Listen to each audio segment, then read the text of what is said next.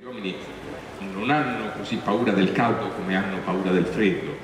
Cambiamento climatico e global warming. Su queste importanti tematiche si è focalizzato lo spettacolo Al clima non ci credo di e con Mario Tozzi e Lorenzo Baglioni, portato in scena ieri sera a San Donà di Piave nel contesto del Festival della Bonifica Terre Evolute. Con Al clima non ci credo, il conosciuto duo ha voluto portare l'attenzione del pubblico su un tema fondamentale per il futuro stesso del pianeta, pubblico al quale viene chiesto un appello forte per un impegno collettivo contro i cambiamenti climatici. Vogliamo dire proprio che non c'è tanto tempo per muoverci se riteniamo che il cambiamento climatico è un problema e se riteniamo che noi possiamo farci qualcosa. Però siccome c'è molta confusione e spesso il messaggio degli scienziati non viene compreso, noi vogliamo amplificarlo per far capire che qualcosa la possiamo fare purché ci sbrighiamo. Noi partiamo dalle persone, partiamo dal livello dunque che viene ritenuto chissà perché il più basso, in realtà il più alto di tutti, quello per cui con delle iniziative personali possiamo forzare la mano su quello che non ci piace. Diciamo orientando diversamente i nostri consumi, cambiando qualche abitudine in modo da poterle fare cambiare a chi produce beni, servizi e merci,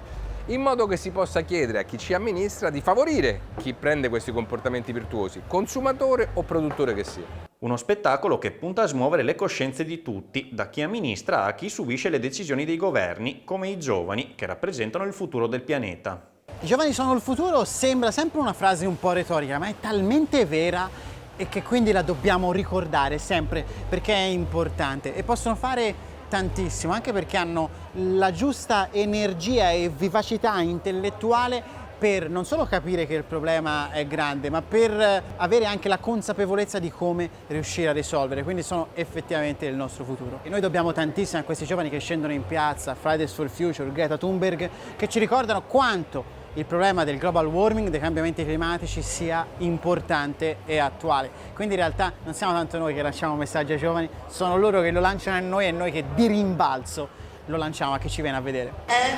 sparito il ghiaccio che era il Polo Nord, è sparito, anche gli eschimesi hanno l'infradito, fanno sulla spiaggia che vola molto, è sparito, 100% di umidità permanente, che ormai ci fa suonare tutti quanti sulle cose, sulla gente.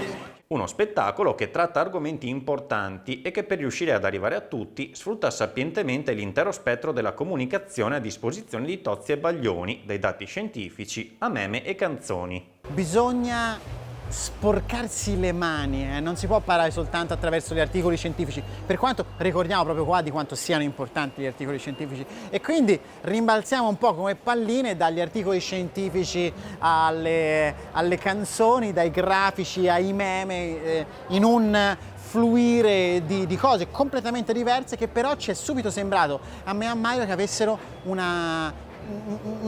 certa efficacia. Esiste un solo pianeta dove vivere e bisogna rispettarlo, per il bene di tutti, non soltanto Sapiens. Ricordiamoci quali sono le nostre origini, le nostre radici, perché se ce le ricordiamo poi ci verrà più facile pensare che i Sapiens sono animali come gli altri, non è che possono esistere su questo pianeta da soli con le specie che hanno addomesticato. O c'è tutta la ricchezza della vita o non ci stanno nemmeno i Sapiens.